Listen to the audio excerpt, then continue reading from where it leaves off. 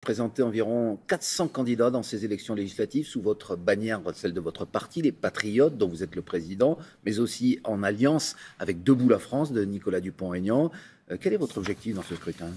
Déjà de faire peser des idées qui ne sont pas présentes. Voilà, on dit sur notre profession de foi des idées vues nulle part ailleurs, et notamment la très grande idée de liberté, mais déclinée à tous les sens. Liberté individuelle et liberté de notre pays de pouvoir reprendre le contrôle de son destin, c'est-à-dire d'être un pays indépendant, souverain, extrait de toutes les instances supranationales, comme l'Union européenne, évidemment la plus emblématique, il y en a d'autres, qui l'empêchent aujourd'hui d'agir pour son bien. On parle des salaires, on parle des retraites, on parle des services publics, on parle de toutes les choses essentielles. Est-ce qu'il y a un espace politique suffisant pour vous? Aujourd'hui, il y a le Rassemblement national, votre ancien parti, vous étiez le lieutenant pendant des années de Marine Le Pen. Il y a le parti Reconquête d'Éric Zemmour. Est-ce qu'il reste de la place politiquement? Quelle est votre alternative? Qu'est-ce que vous proposez de différent aux électeurs de ce camp? Ah mais ça n'a pas grand-chose à voir. C'est-à-dire que moi, d'abord, ça fait 2 ans que je me bats concrètement contre les folies liées au Covid. Vous savez, les restrictions. On va parler du Covid. Oui, on va en parler, les restrictions de liberté, les suspensions d'infirmières, de pompiers, etc., qui ne sont pas terminées. Hein. Mais sur l'économie, par exemple, qu'est-ce que vous proposez de différent de Marine Le Pen ou d'Éric Zemmour? Moi, par exemple, je suis pour une augmentation réelle des salaires et des retraites. Mais Marine Le Pen aussi, par exemple. Je ne sais pas, ils ne veulent pas augmenter le SMIC, peu importe. Je ne vais pas me positionner par rapport à eux. Ils veulent augmenter le SMIC. Non, pas le RN. Le RN est contre l'augmentation du SMIC, enfin, peu importe. Je pense que de toute façon, quand on parle d'augmentation des salaires, des retraites, ou quand on dit il faut baisser, par exemple, les tarifs de l'énergie, ce qui est une évidence, si vous n'êtes pas un pays souverain, si vous avez en permanence des comptes à rendre à la Commission de Bruxelles, comme M. Macron, je le signale, vient d'envoyer une note à la Commission en disant on va faire des dizaines de milliards d'économies, d'austérité en 2023, en 2024, etc. Ça veut dire concrètement le saccage social. Ça veut dire qu'il n'y aura pas d'augmentation des salaires ni des retraites. Bien au contraire, il faut que les Français aient bien ça en tête. Nous, on dit qu'il faut sortir de l'Union européenne. Il faut sortir de l'euro. Il faut être un pays qui contrôle son destin. Notamment, vous voyez, je vais vous expliquer quelque chose de très simple. Aujourd'hui, la Commission européenne négocie notre commerce. C'est elle qui dit on va aller faire un grand accord de libre-échange avec le Brésil. On va amener du poulet chloré brésilien, du bœuf, ou bien du bœuf américain, du bœuf mexicain, ou bien des voitures de ces pays-là, etc. On ne peut rien dire. Ça n'est pas une compétence française. Or, ça a un impact. La France ne pèse pas dans l'Union européenne. Absolument pas. C'est une compétence exclusive de l'Union européenne. Sur ces points-là. Mais dans l'ensemble, vous pensez que la France, membre fondateur de l'Europe, dans son alliance aussi avec l'Allemagne aujourd'hui, n'a pas de poids aujourd'hui pour orienter la politique de l'Europe? La France subit complètement. Elle subit.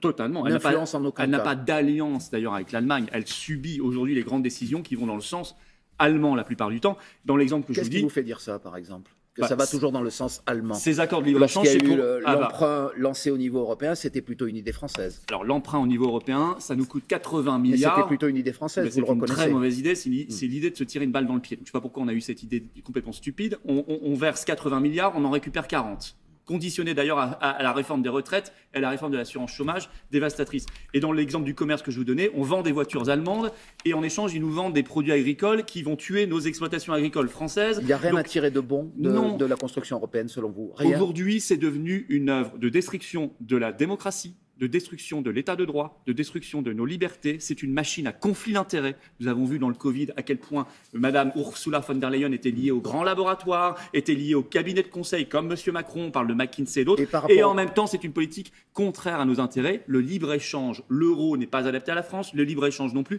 Il faudrait faire de la protection, il faudrait faire de la réindustrialisation. Il faudrait donc sortir de l'Europe. Il faut sortir de l'Union européenne pour reprendre le contrôle comme l'ont fait les Britanniques. Est-ce qu'aujourd'hui, vous considérez dans l'actualité internationale que nous connaissons avec le conflit en Ukraine, que le front uni de l'Europe face à Vladimir Poutine a au moins servi à quelque chose ou qu'il a été négatif selon vous? Je vais être très dissonant par rapport à la pensée unique médiatique. Je pense que nous mettons de l'huile sur le feu en permanence. Nous ne sommes pas un front uni, nous sommes la remorque des États-Unis et de l'OTAN. Moi, je pense qu'il faut aussi quitter l'OTAN d'ailleurs pour avoir une vraie politique de paix. Et avoir une politique de paix, ça n'est pas de faire des sanctions qui tuent l'agriculture française, l'industrie française et qui augmentent les tarifs pour les consommateurs français, comme ça va être dramatique si nous faisons l'embargo sur le pétrole russe. Mais c'est d'avoir une politique de négociation de la neutralité ukrainienne, d'aller faire des référendums dans le Donbass pour voir ce que veulent faire les populations locales. Laisser faire aujourd'hui l'offensive russe en Ukraine? Ça n'est certainement pas... C'est la question que je vous pose. Est-ce qu'il faut dire à Vladimir Poutine, vous avez les mains libres, on n'a pas à aider les Ukrainiens que vous avez attaqués? Si nous envoyons des armes, comme nous le faisons, si nous étendons l'OTAN à la Suède, à la Finlande, etc., nous irons vers la guerre. que les gens soient bien conscients. Nous irons vers la guerre. Et je ne sais pas d'ailleurs s'ils cherchent autre chose au niveau européen que cela, pour l'entretien des tensions, des conflits. Non, il faut mettre les gens autour d'une table et leur dire maintenant, ça suffit. On négocie sérieusement, on négocie la neutralité de l'Ukraine, on négocie le statut de ces républiques du Donbass, de l'Est du pays.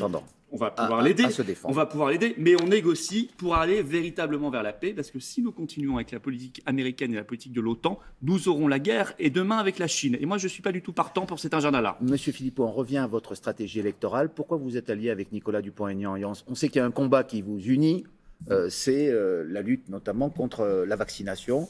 Est-ce que c'est contre l'obligation vaccinale, contre le pass sanitaire, contre le pass vaccinal? On se bat pour la réintégration des infirmières qui sont aujourd'hui suspendues. Écoutez, l'hôpital est délabré et on a 15 000 soignants qui ne peuvent pas travailler. Hier, l'hôpital de Montauban était mobilisé parce qu'ils viennent de suspendre 60 soignants supplémentaires parce qu'ils n'ont pas leur schéma vaccinal complet. Qu'est-ce que c'est que cette folie? En plus, le vaccin n'empêche pas la transmission. C'est complètement stupide. C'est une question complètement stupide. C'est fou même. Est-ce que vous pensez néanmoins que le vaccin a permis d'éviter les formes graves et peut-être sauver des vies au cours de cette épidémie de Covid? Écoutez, moi j'aimerais bien la transparence sur le bilan global parce que je vois aussi énormément d'effets secondaires.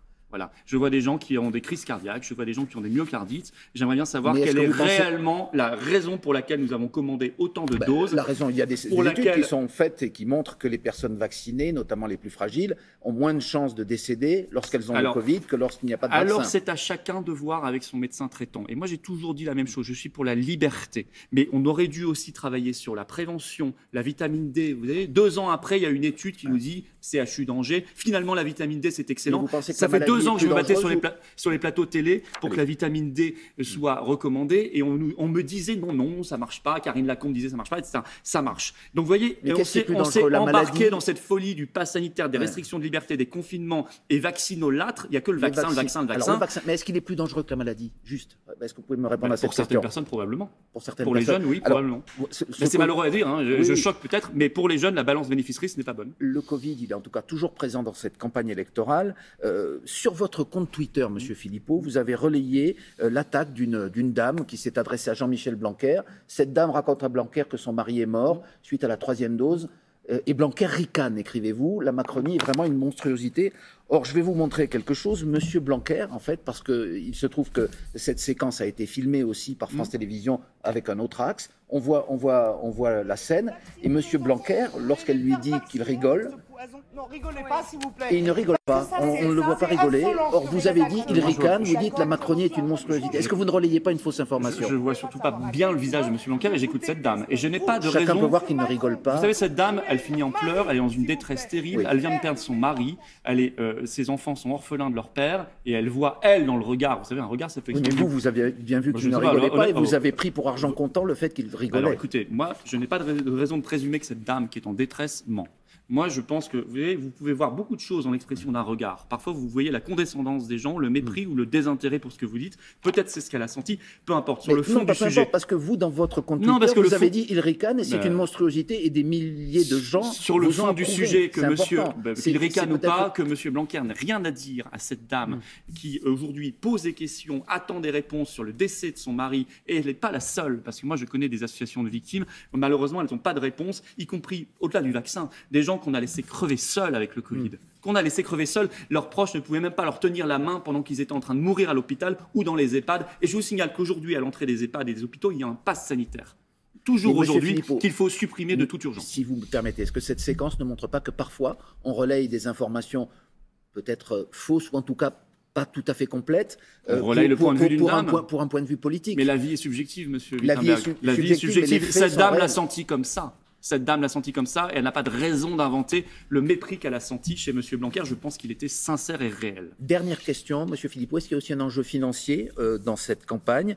Chaque voix rapporte 1,64 € dès lors qu'on dépasse 1% des voix dans 50 circonscriptions. Est-ce que c'est aussi un enjeu pour votre parti, les Patriotes? Pas qu'aux Patriotes, ça rapportera la même chose à En Marche, à LR, à tout le monde. Moi, je dis aux gens, l'enjeu, c'est d'aller voter pour ses convictions et ses idées. Si vous voulez leur donner du poids, vous votez pour elle au premier tour. Au second, on verra, on éliminera la Macronie. On verra ce qu'on fait. Au premier, soyons pas trop obnubilés par les tactiques, les sondages, ça marche pas. Votons pour ses convictions. Si on veut la liberté, la souveraineté, la justice sociale et lutter contre la corruption et les conflits d'intérêts, on vote patriote.